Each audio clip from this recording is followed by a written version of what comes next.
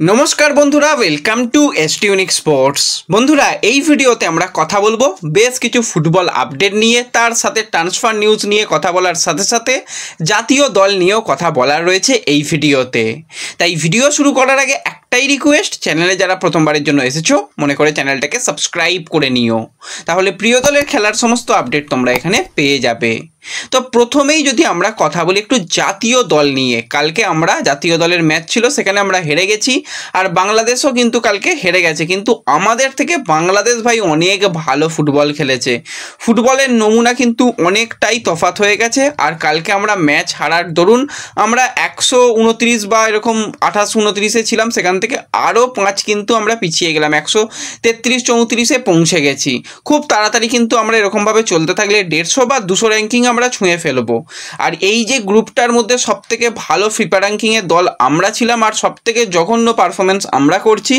আপাতত পয়েন্ট টেবিলের সবথেকে নিচে রয়েছি আমরা, মানে কিছু বলার নেই। এত জঘন্য একটা কালকে ম্যাচ হয়েছে, যেখানে ভালো ভালো সুযোগগুলোকে কাজে লাগানো যায় না, যেখানে আশিককে ডিফেন্স বা মিডফিল্ড পজিশনে বা কোনো কোনো ম্যাচে উইঙ্গার হিসাবে দেখা যায়, তাকে স্ট্রাইকার, মানে সুমিত পাসির মতন ব্যাপার। যেরকম সুমিত পাসিকে স্টিফেন কনস্টান্টাইন যে কোনো পজিশনে খেলিয়ে দিত, গোলকিপার বাদে সব কিছু পজিশনেই সুমিত পাসির খেলার অভিজ্ঞতা রয়েছে, সেরকমভাবে কালকে আশিককে নিয়ে এরকম একটা চিন্তাভাবনা রইল। কেন এডমন্ডকে সুযোগ দেওয়া হলো না, কেন সুহেল ভাটকে সুযোগ দেওয়া হলো না, এই নিয়ে তো প্রশ্নচিহ্ন থাকবেই।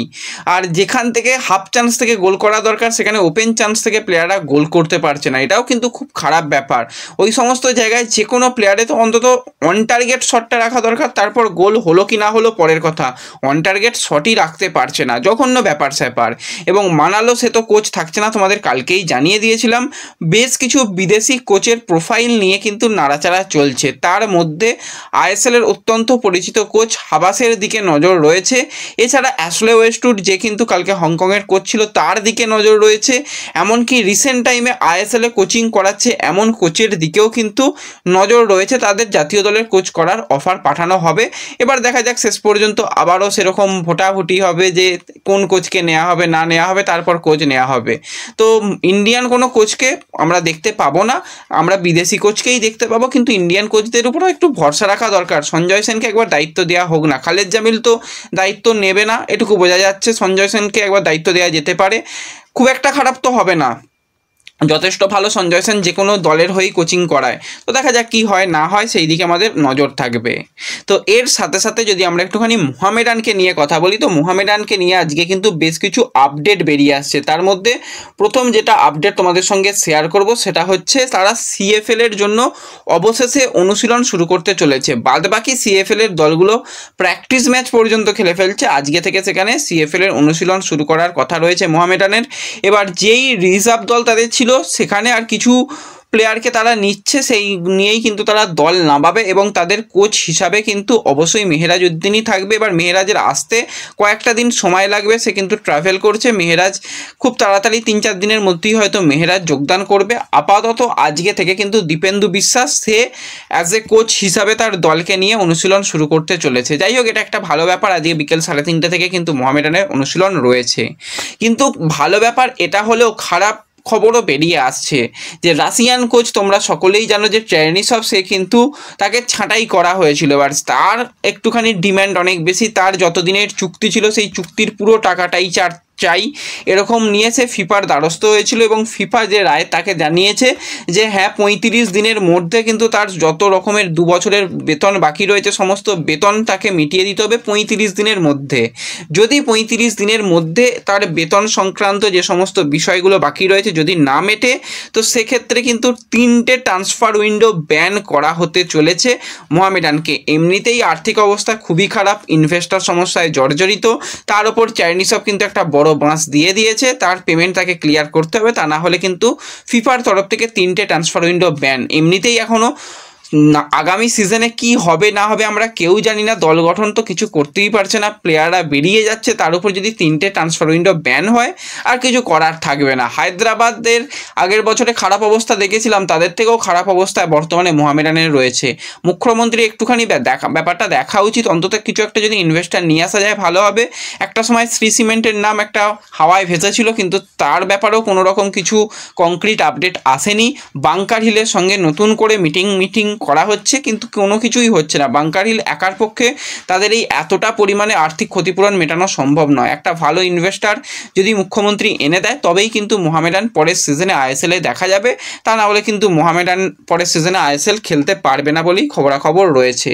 এবং এর সাথে সাথে আমরা যদি একজন ইন্ডিয়ান প্লেয়ারকে নিয়ে কথা বলি যে বর্তমানে মোহামেডানের সঙ্গে কন্ট্রাক্টেড রয়েছে, 26 বছর বয়সী রাইট ব্যাক পজিশনের প্লেয়ার জোয়াও জোহালিয়ানা, যে কিন্তু লাস্ট সিজনে মোহামেডানের হয়ে 15টা ম্যাচ খেলেছে। এর আগে কিন্তু তার নর্থ ইস্টের হয়ে 25টা ম্যাচ খেলার অভিজ্ঞতা রয়েছে এবং মোহামেডানে আসার আগে আইজলে যখন খেলেছিল সেখানে 33টা ম্যাচে 6টা গোল, একটা assist as a right back player হিসাবে রয়েছে। তো বর্তমানে তার 26 বছর বয়স রয়েছে এবং তার দিকে কিন্তু এবার নজর রাখছে ইস্ট বেঙ্গল, কারণ এই প্লেয়ারকে থাংবয় সিংটো চাইছে যে ডিফেন্স লাইনে আরও একটা অপশান বাড়বে। একদিকে রাকিব রয়েছে, তার সাথে জোয়াওকে এনে দিলে দুটো অপশান হবে এবং আরও একটা যদি ভালো প্লেয়ার, প্রত্যেকটা পজিশানে 3টে করে ভালো প্লেয়ার কিন্তু অস্কার চাইছে। তো সেক্ষেত্রে জোয়াওয়ের দিকে নজর রয়েছে এবং জোয়াওয়ের কিন্তু একটা ব্যাপার রয়েছে, সে কিন্তু মিউচুয়ালি কন্ট্রাক্ট টার্মিনেট করে বেরিয়ে আসতে পারে, তার কোনো রকম সমস্যা হবে না সেক্ষেত্রে। এছাড়া সেও তো ঠিকঠাক স্যালারি পায়নি, সে যদি স্যালারি ইস্যুর কারণে তার কন্ট্রাক্ট টার্মিনেটও করে নেয় তাহলেও তার কোনো রকম অসুবিধা হবে না। এবার পুরো ব্যাপারটাই কিন্তু রয়েছে জোহাওয়ের উপর, সে ইস্টবেঙ্গলের সেকেন্ড চয়েস বা থার্ড চয়েস হিসাবে আসবে নাকি সে মোহামেডানেই থেকে যাবে, সেই দিকে অবশ্যই নজর থাকবে। কিন্তু প্লেয়ারটা এলে ইস্টবেঙ্গলের জন্য ডিফেন্স লাইনে অপশান তো আরও একটা বাড়বে, সেটা নিঃসন্দেহে বলা যায়, এবং কোয়ালিটি প্লেয়ার, আইএসএলে অভিজ্ঞ প্লেয়ার। তো এর সাথে সাথে যদি আমরা একজন স্প্যানিশ প্লেয়ারকে নিয়ে কথা বলি, 32 বছর বয়সী স্প্যানিশ সেকেন্ড স্ট্রাইকার পজিশনের প্লেয়ার নেস্টর আলভানিজ। তো নেস্টরের যদি আমরা কথা বলি, নর্থ ইস্টের জার্সি গায়ে তাকে আমরা অনেক দিন ধরেই খেলতে দেখছি এবং নর্থ ইস্টের জার্সি গায়ে টোটাল 59টা ম্যাচে 16টা গোল, 4টে অ্যাসিস্ট করতে দেখা গেছে। লাস্ট সিজনে খুব একটা বেশি গেম টাইম না পেলেও কিন্তু 8টা গোল, 2টো অ্যাসিস্ট করেছে। বর্তমানে কিন্তু তার সাথে নর্থ ইস্টের কন্ট্রাক্ট শেষ হয়ে গেছে। এবার এই নেস্টারের দিকে নজর রেখেছে কিন্তু আইএসএলের দুটি ক্লাব, তার মধ্যে জামশেদপুর চাইছে তারা নেস্টরকে নিতে, কারণ সেকেন্ড স্ট্রাইকার, অ্যাটাকিং মিডিও স্ট্রাইকার পজিশন তাকে খেলানো যাবে এবং বর্তমানে তার 32 বছর বয়স, অন্তত 2টো সিজন তো আরামসে ভালো পারফরমেন্স করে দিতে পারবে, সেই জন্য তার দিকে নজর রাখছে। এখনও পর্যন্ত কিন্তু নর্থ ইস্ট নতুন করে চুক্তি বৃদ্ধি করেনি, তারা আলাদিনের সঙ্গে অবশ্যই চুক্তি বাড়িয়ে নিয়েছে, কিন্তু নেস্টরের কাছে এখনও নর্থ ইস্টের তরফ থেকে সেরকম কোনো রকম ভালো প্রস্তাব আসেনি। তো সেক্ষেত্রে যদি নর্থ ইস্ট না রাখে, তো সেক্ষেত্রে যদি জামশেদপুরে যায় বা অন্যান্য যে কোনো ক্লাবে যায়, তাদের জন্য একটা ভালো অপশান, ভার্সেটাইল প্লেয়ার যেহেতু রয়েছে, এবং ডেফিনেটলি জামশেদপুরের জন্য কিন্তু একটা বেটার অপশান হবে, কারণ জামশেদপুরে হাবি পরের সিজনে থাকছে না, হাবিকে ছেড়ে দিতে হচ্ছে এবং হাবি নতুন কোনো ক্লাবে যাবে। তো হাবির জায়গাতে নেস্টর একটা বেস্ট অপশান, উচ্চতা যেরকম রয়েছে, স্কিল রয়েছে, সেট পিস নেওয়ার ক্ষমতা রয়েছে, এমনকি ক্যাপ্টেনশিপ করার এবিলিটিও রয়েছে তার মধ্যে। তো দেখা যাক শেষ পর্যন্ত ডিল ডান কোন ক্লাব করে, সেই দিকে নজর থাকবে। তো এই ভিডিওতে এই আপডেটগুলোই শেয়ার করার ছিল। ভিডিও ভালো লাগলে লাইক শেয়ার করে দিও। দেখা হবে পরবর্তী ভিডিওতে। ধন্যবাদ।